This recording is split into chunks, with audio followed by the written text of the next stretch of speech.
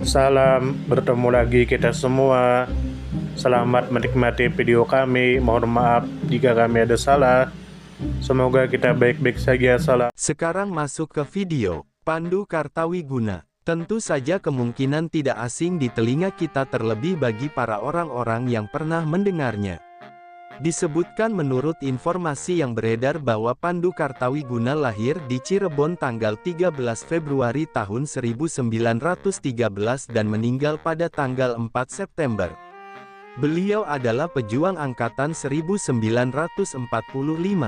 Beliau adalah salah satu tokoh pers Indonesia yang mempelopori berdirinya Lembaga Kantor Berita Nasional Antara pada tahun 1937. Lembaga tersebut berkantor di Jalan Pinangsia 38 Jakarta Kota. Dengan modal satu meja tulis tua, satu mesin tulis tua, dan satu mesin Roneo tua, mereka menyuplai berita ke berbagai surat kabar nasional. Lalu pada fragmen genting menjelang revolusi tanggal 17 Agustus tahun 1945, Pandu Kartawiguna menggebrak meja dan marah-marah mendengar Sultan Sejahrir yang ragu ketika didaulat untuk menjadi proklamator kemerdekaan Indonesia setelah sebelumnya para pemuda-pemuda pergerakan bawah tanah sudah menyusun proklamasi. Alih-alih mencegah dugaan proklamasi buatan Jepang, dan bersepakat Sultan Sejahrir yang akan memimpin perjuangan. Karena Sultan Sejahrir dianggap bersih dari tuduhan isu kolaborator dengan Jepang. Adam Malik ketawa dan beliau paham dengan jalan pikiran Sultan Sejahrir. Hairul Saleh idem dengan Adam Malik. Beliau juga pemimpin umum Lembaga Kantor Berita Antara. Kemudian menurut informasi yang beredar bahwa Pandu Kartawiguna adalah seorang tokoh penting dalam sejarah perjuangan kemerdekaan Indonesia yang tergabung dalam Angkatan 1945. Selain sebagai pejuang, Pandu Kartawiguna juga dikenal sebagai jurnalis dan birokrat pers nasional yang menjabat sebagai pemimpin umum Lembaga Kantor Berita Antara. Lembaga pemberitaan resmi Indonesia yang memainkan peran besar dalam perjuangan dan pembentukan opini publik pada masa revolusi dan setelahnya. Kemudian menurut informasi yang beredar bahwa Pandu Kartawiguna merupakan salah satu anggota generasi muda yang berperan dalam perjuangan fisik dan diplomatik untuk kemerdekaan Republik Indonesia. Beliau adalah seorang nasionalis, jurnalis, dan tokoh media massa yang berkiprah dalam memperkuat media nasional sebagai alat perjuangan. Pandu Kartawiguna dikenal luas di kalangan pers dan tokoh kemerdekaan sebagai figur yang gigih dan cerdas dalam menyuarakan semangat nasionalisme melalui media. Kemudian menurut informasi yang beredar bahwa Pandu Kartawiguna aktif dalam dunia perjuangan dan media sejak masa revolusi kemerdekaan Indonesia sekitar tahun 1945. Puncak kiprah beliau sebagai pemimpin umum kantor berita antara terjadi pada dekade-dekade awal setelah kemerdekaan. Saat media massa nasional memainkan peran sentral dalam membentuk opini publik, menjaga kedaulatan informasi, dan mendukung pembangunan nasional. Kemudian menurut informasi yang beredar bahwa aktivitas Pandu Kartawiguna terutama terpusat di Jakarta, pusat pemerintahan dan media nasional Indonesia. Kantor berita antara yang dipimpinnya berkedudukan di ibu kota negara dan menjadi jantung pemberitaan resmi pemerintahan Republik Indonesia. Selain itu, kegiatan perjuangan dan penyebaran informasi melalui antara juga menjangkau berbagai daerah di Nusantara. Sebagai bagian dari strategi komunikasi nasional. Kemudian menurut informasi yang beredar bahwa Pandu Kartawiguna mengambil peran penting dalam perjuangan dan media. Karena menyadari betapa krusialnya informasi dan komunikasi dalam membangun semangat kemerdekaan, serta mempertahankan kedaulatan nasional. Dalam situasi revolusioner dan pasca-kolonial, kehadiran media nasional yang bebas dari dominasi asing sangat penting untuk menanamkan rasa kebangsaan, menyampaikan kabar perjuangan, serta melawan propaganda penjajah dan kekuatan asing. Kantor berita antara menjadi alat strategis dalam perjuangan politik dan diplomatik Indonesia. Dan Pandu Kartawiguna adalah salah satu ujung tombaknya. Kemudian menurut informasi yang beredar bahwa Pandu Kartawiguna memimpin kantor berita Antara dengan integritas dan visi kebangsaan. Melalui kepemimpinan beliau, Antara menjadi sumber informasi yang terpercaya dan resmi, menyuarakan kebijakan pemerintah Republik Indonesia, serta menjadi alat diplomasi internasional melalui pemberitaan luar negeri. Pandu Kartawiguna juga membangun jaringan dengan tokoh-tokoh pers dan pejuang di berbagai wilayah, serta mengembangkan profesionalisme wartawan di lingkungan Antara. Kiprah beliau menjadikan media nasional tidak hanya sebagai penyampai berita, tetapi juga sebagai alat perjuangan dan pembentukan identitas bangsa. Kemudian menurut informasi yang beredar bahwa Pandu Kartawiguna merupakan salah satu tokoh yang memiliki peran penting dalam sejarah pers nasional dan perjuangan kemerdekaan Indonesia. Sebagai bagian dari Angkatan 1945, Pandu Kartawiguna bukan hanya berjuang melalui kekuatan fisik dan diplomasi, tetapi juga melalui kekuatan media. Beliau menjabat sebagai pemimpin umum lembaga kantor berita Antara pada masa-masa awal kemerdekaan Republik Indonesia. Sebuah posisi yang menempatkan beliau di jantung pengendalian informasi nasional. Kemudian menurut informasi yang beredar bahwa dari sisi sejarah perjuangan, Pandu Kartawiguna hadir sebagai bagian dari generasi muda revolusioner yang meyakini bahwa kemerdekaan tidak hanya diraih melalui pertempuran senjata, tetapi juga dengan penguasaan atas informasi dan opini publik. Di tengah kondisi geopolitik yang belum stabil dan dominasi asing terhadap media, Pandu Kartawiguna memanfaatkan kantor berita Antara sebagai alat untuk menyampaikan narasi resmi Republik Indonesia, baik ke dalam negeri maupun ke dunia internasional. Peran ini sangat penting untuk mengimbangi propaganda dari pihak Belanda dan sekutu yang berusaha mengaburkan legitimasi kemerdekaan Indonesia. Kemudian menurut informasi yang beredar bahwa dari sudut pandang komunikasi politik, Pandu Kartawiguna memahami bahwa kekuatan pers bisa menjadi alat perjuangan ideologi dan kebijakan negara. Beliau menjalankan strategi komunikasi nasional yang menggabungkan semangat nasionalisme dengan etika jurnalistik yang profesional. Di bawah kepemimpinan beliau, Antara menjadi lebih dari sekadar lembaga pemberitaan, melainkan menjadi medium perjuangan kultural dan ideologis Republik Indonesia.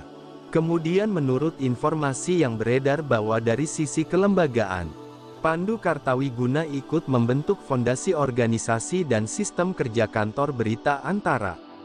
Beliau berkontribusi dalam merancang struktur redaksional, memperkuat jaringan koresponden di seluruh Indonesia, dan mendorong profesionalisasi wartawan.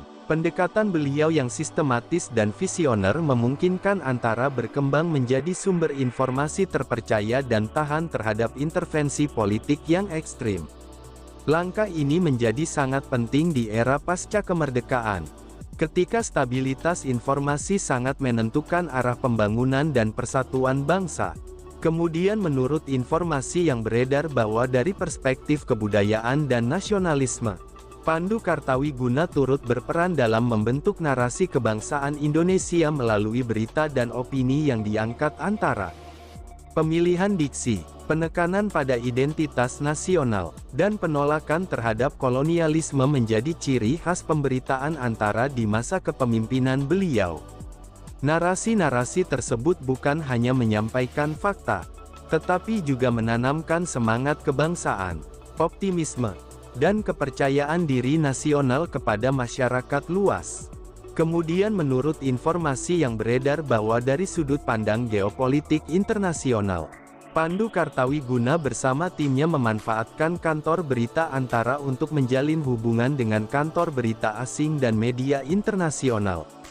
Upaya ini dimaksudkan untuk memastikan bahwa suara resmi Republik Indonesia dapat terdengar oleh dunia luar, terutama dalam masa-masa genting ketika pengakuan kedaulatan masih menjadi isu krusial. Melalui siaran-siaran dalam berbagai bahasa, Antara di bawah kepemimpinan Pandu Kartawiguna menjembatani kepentingan nasional dengan opini global. Kemudian menurut informasi yang beredar bahwa dari sisi etika dan idealisme pers, Pandu Kartawiguna diyakini sebagai sosok yang menjunjung tinggi prinsip kebenaran dan tanggung jawab sosial dalam jurnalisme. Meskipun bekerja dalam lingkungan politik yang penuh tekanan, beliau tetap mempertahankan independensi redaksional sejauh mungkin dalam konteks lembaga resmi negara. Pandangan ini memperlihatkan betapa pentingnya keseimbangan antara fungsi media sebagai alat negara dan sebagai suara publik yang kritis.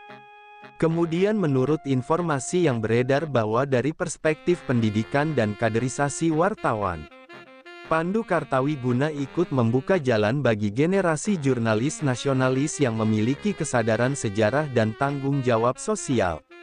Melalui pembinaan, pelatihan, dan teladan pribadi, beliau menciptakan iklim kerja yang mendukung pengembangan kapasitas wartawan muda di seluruh Nusantara. Banyak tokoh pers nasional yang kemudian muncul dari lingkungan antara dan terinspirasi oleh keteguhan serta integritas Pandu Kartawiguna.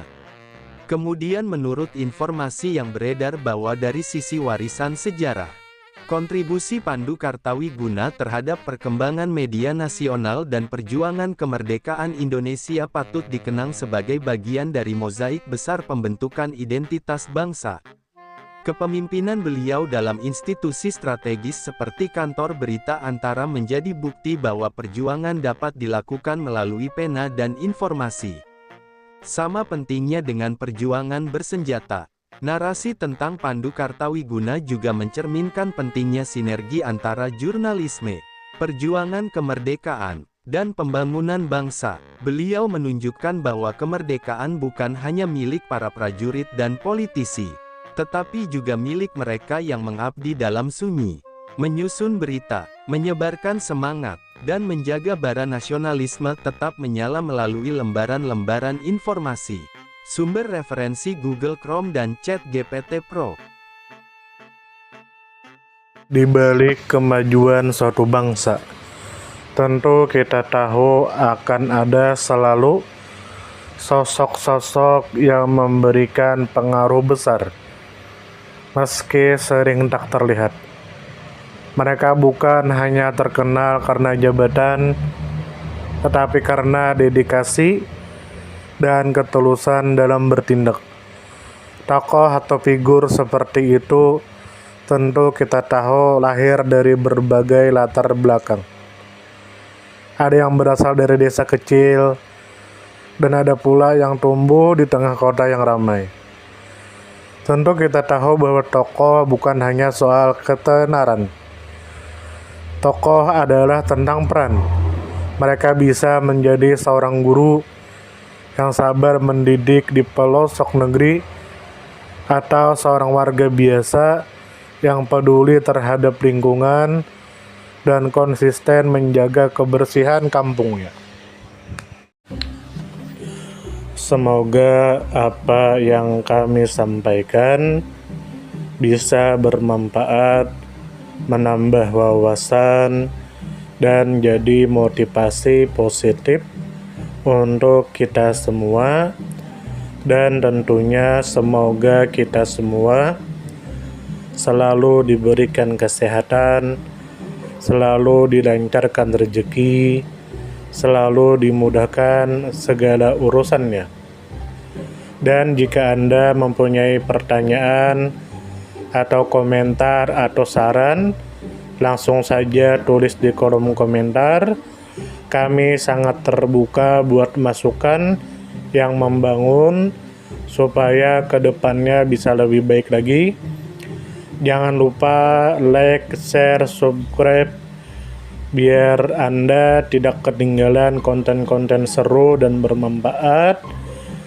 Tetap semangat, jaga kesehatan, dan terus jadi versi terbaik dari diri Anda. Sampai berjumpa di video selanjutnya.